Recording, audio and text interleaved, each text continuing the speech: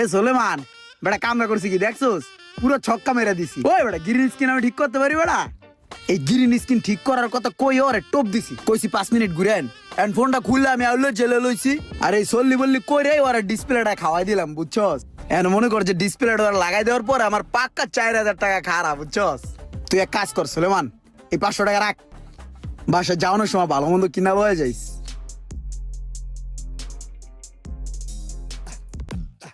ভাই একটা সময় ছিল আমার বন্ধুর একটা মোবাইল সার্ভিসিং এর দোকান ছিল, ওখানে আমি বইতাম বুঝছেন। ও আমার নাটমাট খুলতে দিত, তখন আমি দেখতাম কাজগুলো খুবই সহজ এবং টাকাও ভালো আছে। তো চিন্তা করলাম নিজে ইঞ্জিনিয়ার হই না কি লেগা।